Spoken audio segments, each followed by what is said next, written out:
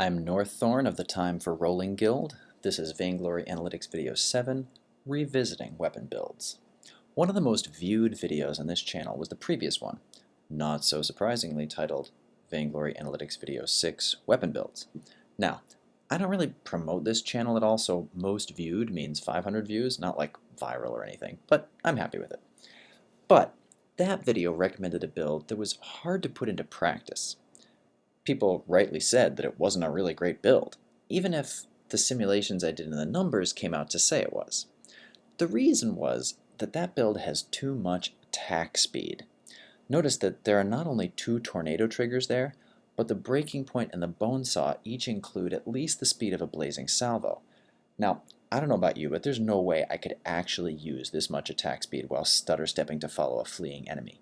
Even if I had the reflexes of a 15-year-old on energy drinks, my ping probably wouldn't permit that. So, by the numbers, the build made sense, but in actual practice, you couldn't get the value out of it. So, in this video, we want to fix that. And something big has happened since the last video that makes this possible. Super Evil Megacorp released its API, which lets people write code to access the archive of past matches and mine them for data. So we can actually ask what weapon power builds pro players are using in ranked queue and exactly how well it's working out for them. So here's what we're going to do. We get a list of all the pro players. We mine the data from a bunch of their recent matches, and we find out what damage per second they're getting from actual builds in actual games. This addresses the very legitimate complaints about the previous video, because all this data is taken from games that good players actually played. No more surprises about what's actually doable, no more differences between math formulas and reality. We're just going to get the real data from real matches. The other advantage here is that my old analysis didn't take into account the crazy stuff that can happen in a team fight. That analysis just assumed you were hitting the same enemy over and over until you died or they did, like Krull standing at the Kraken without stutter stepping. But of course, in a team fight, there's times you're not actually attacking because you're too busy running or using an ability or repositioning. Now, all that realism will get incorporated into this data. If I report 500 damage per second, then that's an actual number that some pro player actually achieved with the build in question in a real match. The other big advantage is that attack speed was overhauled in Vainglory 2.3 anyway, so all my old analysis is exactly that, old. Even if my last video had been perfect, it would still need updating for patch 2.3 anyway. So we're going to handle all 3 of these things in one shot with an updated analysis.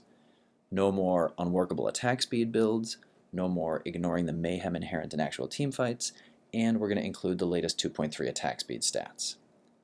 But not everything can be perfect.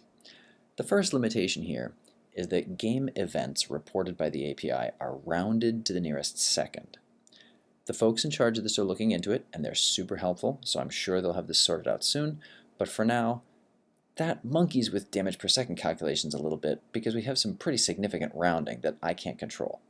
So take all these numbers with a grain of salt. Not toxicity, just salt.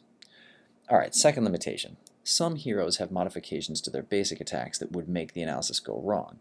For instance, Rona has faster basic attacks that do less damage, Baron does area damage with his basic attacks, lots of things. So we're going to ignore heroes with these problems for the purposes of this analysis. And we're going to ignore typically CP heroes and captains. So who's left? Adagio, Alpha, Idris, Jewel, Krull, Ozo, and Taka. The problem is that there's just not enough data available for those heroes in recent pro matches. But Weapon Power Ringo gets played a ton. So I'm just going to focus on Weapon Power Ringo only. Yes, he does have the problem that his B ability gives him faster attack speed. So the damage per second numbers in this video will be higher for Ringo than for other heroes. But I'm only analyzing Ringo, so it's going to be an apples to apples comparison for one build to the next. So we should be okay. So let's dive into the data. I collected data on all ranked matches played by each pro player in ranked queue from March 30th to April 14th, 2017. I got almost 3,000 matches. Wait, I should say that in my monster truck announcer voice. 3,000 matches! No, all right. So it's at least a big sample.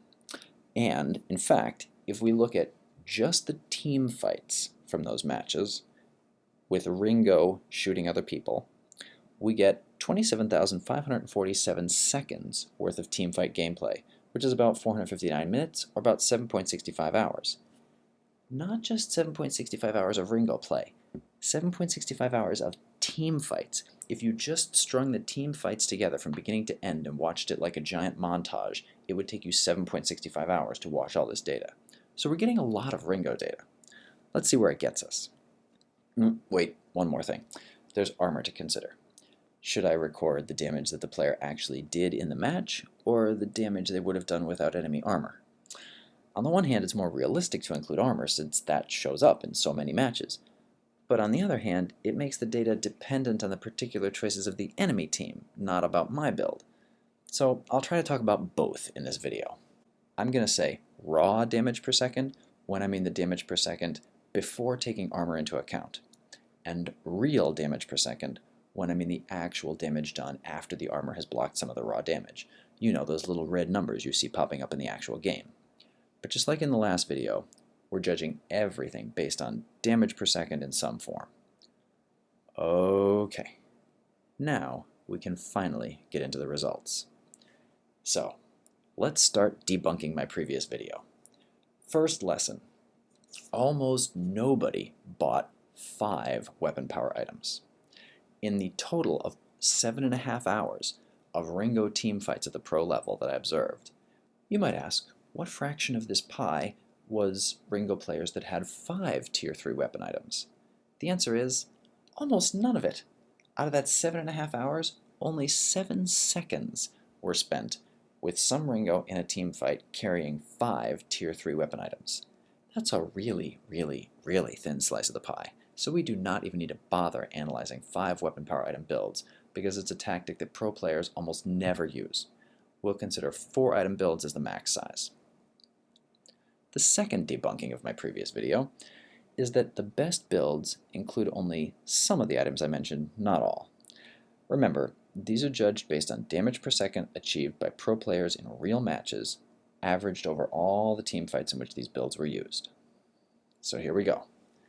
The 5th best build with 4 Tier 3 weapon power items is Sorrow Blade, Tornado Trigger, Tyrant's Monocle, Breaking Point.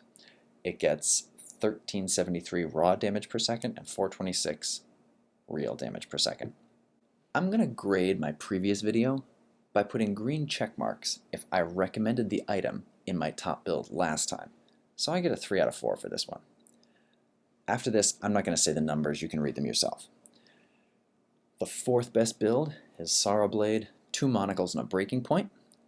I get 2 green checks on that one. The 3rd best build is Sorrow Blade, Tornado Trigger, and 2 monocles. And the runner-up build is a Sorrow Blade, Tornado Trigger, Monocle, and Poison Shiv. And the best 4-item weapon power build from our dataset of pro matches was a Sorrow Blade, 2 Tornado Triggers, and a Tyrant's Monocle.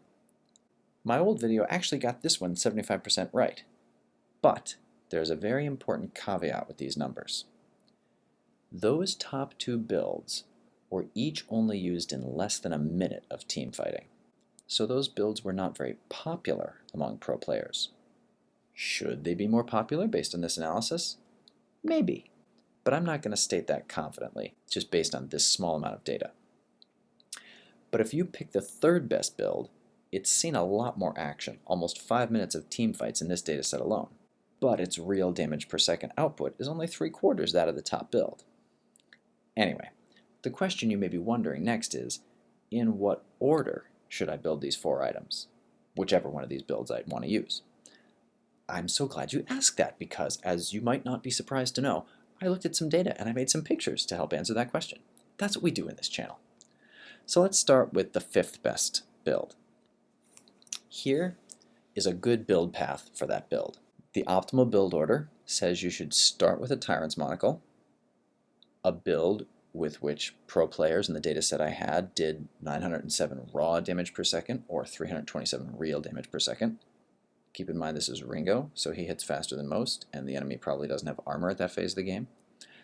After that, build a Tornado Trigger, which upped the pro's DPS to these numbers here, and then a breaking point, and finally the saw blade last. Wait, why did the damage decrease at the end? Keep in mind, these are actual data from actual matches, so it could be that these Ringos were able to be a lot more aggressive at this point in the match and did not need to spend time in team fights repositioning or evading, and so were able to keep their DPS high. But near the end of the match, maybe that was less true. Or it could also be related to what Tier 1 and Tier 2 items were possessed during those 26 seconds of gameplay. My analysis did not track Tier 1 and Tier 2 items. That would have split us into a bajillion rabbit trails. Long story short, I don't know the answer. Heck, this data comes from 3,000 matches, so there may not be exactly one answer anyway. I do know that it's not caused by the enemy buying armor, because you can see that the raw damage per second has decreased as well. Now, why do I suggest that this is the best possible build path? How do I know that? Because we can make this graph, which shows every possible build path that ends at the same 4-item build, and even though this is an unreadable mess, you can see that the red line at the top is the one I'm recommending. In other words, you want to have the highest damage per second at each step along your build path. But because that graph is a mess, let's just look at the top few build paths, and then it's not so busy and we can get more information.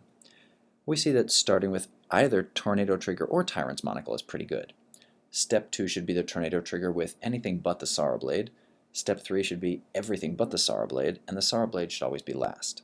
So you have a little more freedom to choose a build path that you like, and it'll still be basically as good as the best one. I have a similar picture for each of the other 4 builds in the top 5. If you're building Sorrow Blade, 2 Monocles, and a Breaking Point, start with the 2 Monocles, then add the other 2 things in whichever order you like.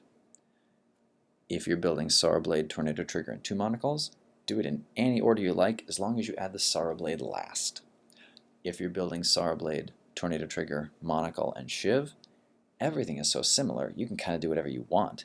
Except that again, notice that an early Sorrow Blade is on the lowest of the good paths, so I recommend adding the Sorrow Blade as the 4th item.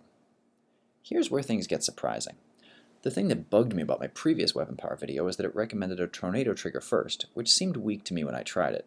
But pro players do this, and they get a lot of damage out of it.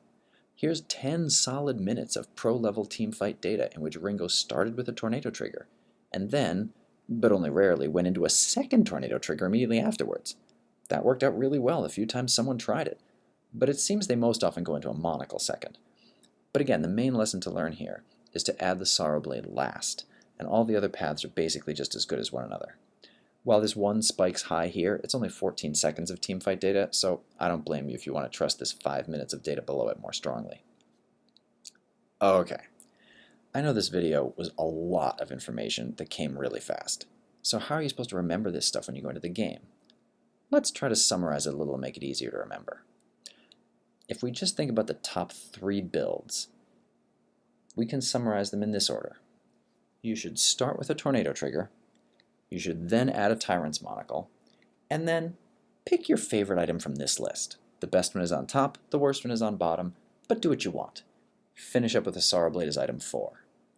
Furthermore, it's okay to swap the order of the first 2 items in the build if you want to do the Monocle first. I'll leave this here on screen so you can stare at it and burn it into your retinas and your brain, and let me know if it works out as well for you as it did for the pro players in my data sample. Thanks, and I will see you for another video, hopefully soon.